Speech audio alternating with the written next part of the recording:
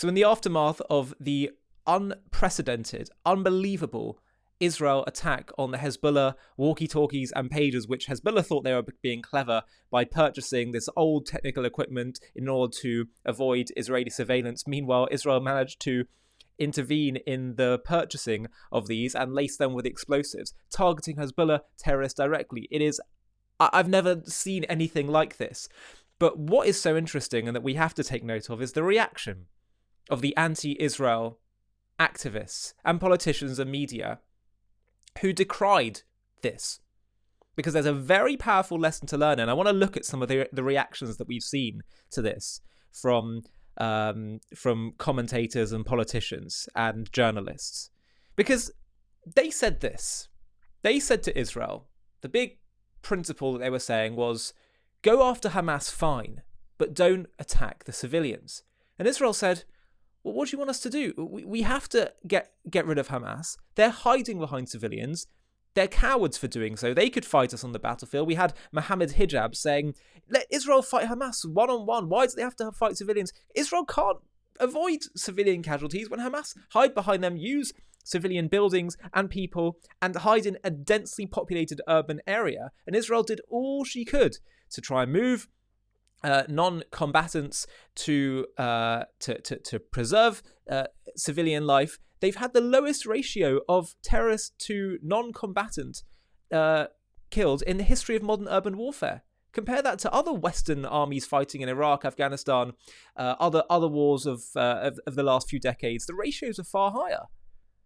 So if Israel's had the lowest ratio comparably to the rest of the world, and they're attacking Hamas, which is a legitimate target, and they still say, well, we don't like it, well then, I often wondered to myself, well, what if they were able to attack Hamas directly? Not that they can in this circumstances, but only fight Hamas on a battlefield. Then what would happen? Presumably, their critique of Israel would go away. Well, it didn't need to be a hypothesis anymore. It's now been tried out in real life, because Israel managed to almost exactly pinpoint. There's been a little bit of collateral damage, but by and large, pinpoint Hezbollah terrorists. So you'd have thought that they'd therefore say, yeah, fair enough. But they didn't. I want to read to you some of the anti-Israel activists' words, okay? So here we have Zara Sultana. She's an MP in the UK, Member of Parliament. Israel's indiscriminate detonation of pagers and walkie-talkies across homes, workplaces and streets in Lebanon has killed at least 37 people and injured over 3,000. Israel can commit war crimes with impunity. End all arms sales now. Indiscriminate? And then as Eilon Levy wrote, she thinks killing terrorists is a war crime. Then we had Candace Owens, who bizarrely said in a conversation on Piers Morgan a few days ago, she said, well, if it's targeted, then fine. But just beforehand, she said, she was responding to Edward Snowden, who was saying that it's a crime what Israel did to get explosives in these walkie-talkies and devices, and that Israel shouldn't be allowed to do this. And it's like, well, what would you rather they do? Bomb swathes of southern Lebanon? It's a stroke of genius on Israel's part, and it was targeted. And Candace responded exactly this. Unfortunately, people in our media are funded by AIPAC. They have no interest in serving the American people by thinking through the implications for our security. Our journalists and politicians are outright treasonous on the topic of Israel. I'm sorry, it's not like we're suddenly saying people who... It's just so disingenuous. It's not like we're suddenly saying, oh, people who...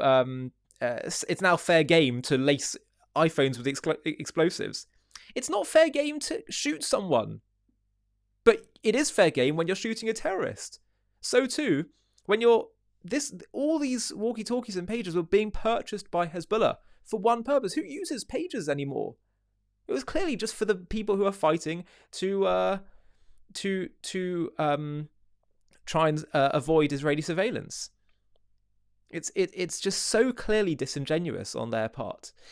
Then we had Alexandra Ocasio-Cortez saying, Israel's pager attack in Lebanon detonated thousands of handheld devices across a slew of public places, seriously injuring and killing innocent civilians. It violates international law, undermined US efforts to prevent a wider conflict.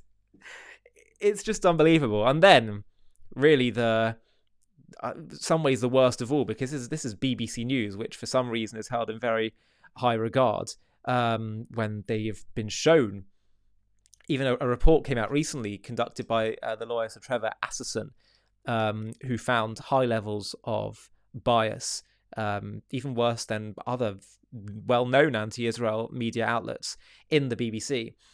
And so I want to just read you the start of her article. This is Orla Guerin. She is known as being vehemently anti-Israel, and I'm surprised that she's even permitted to still report. She goes, a Lebanese surgeon has described the sheer volume of wounds from 2 days of exploding device attacks. And then she says, but members of the families have also been killed or wounded along with innocent bystanders. Elia Jareda described the wounded he treated as looking mostly civilian. I'm sorry, how exactly does he know this? How does he know who is and isn't a civilian? This is the most cheap reporting and so blatantly anti-Israel. And I invite you to read this article, because you'll just see how it's all trying to say how we feel so terrible for all the people that were affected. It's very clear that this was targeting Hezbollah terrorists directly. Meanwhile, we had in the UK the British Foreign Secretary David Lammy saying he urges an immediate ceasefire between Israel and Hezbollah.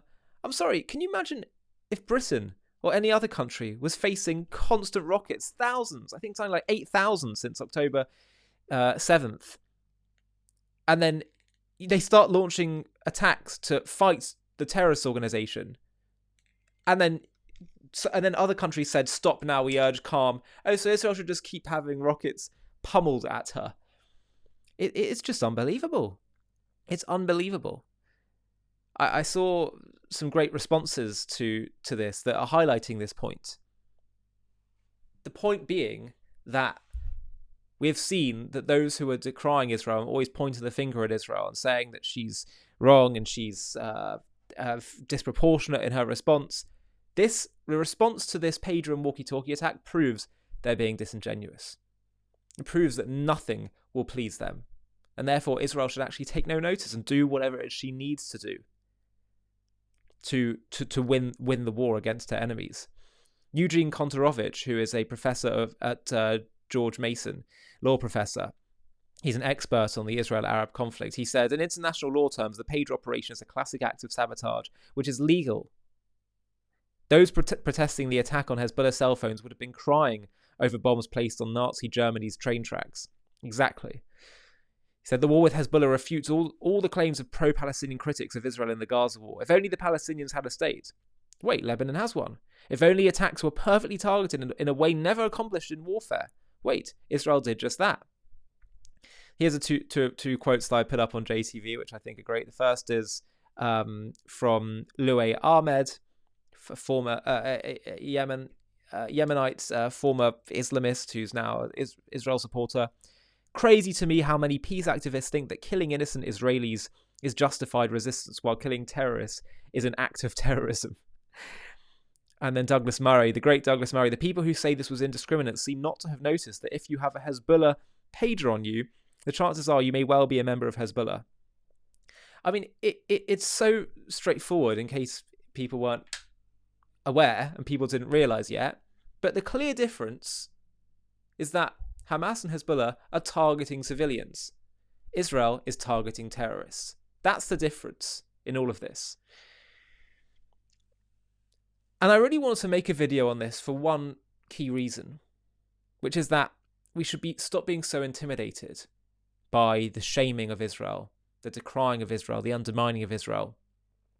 Because they have shown, those who still decry Israel, when after this operation, the thesis has been proven. Israel goes super targeted, and no, it's still a war crime. The thesis proves to us that actually what they will is nothing less than Israel's destruction. That's what Zionism's always been about. It's about simply the Jewish people living in their home. That's what it's all about. So people who are anti-Zionist and people who level all these accusations, they've proven themselves simply not to be comfortable with the Jews' existence. And this is nothing new. It's actually the oldest story in the book. The oldest story in the book is the Jewish people not being welcome in this world.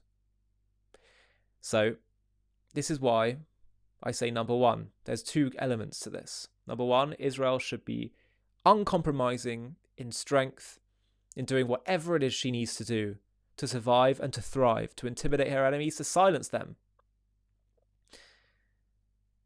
That's number one, because the enemies of Israel are not decrying her based on a legitimate grievance. It's based on an ideological hatred. But the second part is we do need to address the root causes of anti-Semitism. And I'm not saying we'll be able to change everyone's mind. There are some people who are perhaps too poisoned with hatred.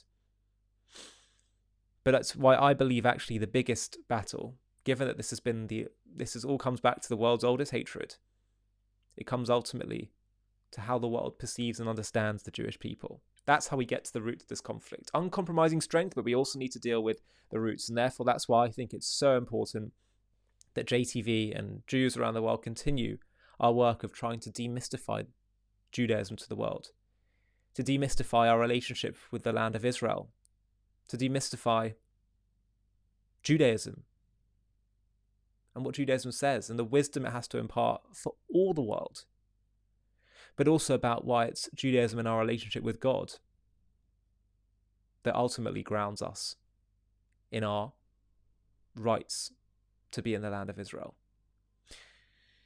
That's what we need to be saying.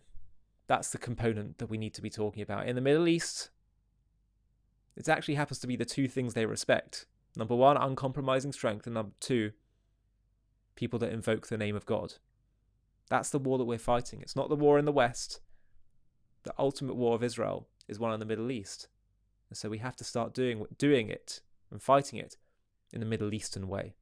Hi, thank you so much for watching. To watch another one, click here. To stay up to date with all our content, click here to subscribe. And if you're able to, you can help support JTV to grow and grow by clicking join below this video, where you can become a member and get perks including early access to videos and private live discussions with me. But most of all, you'll be partnering with us on our mission to change the world.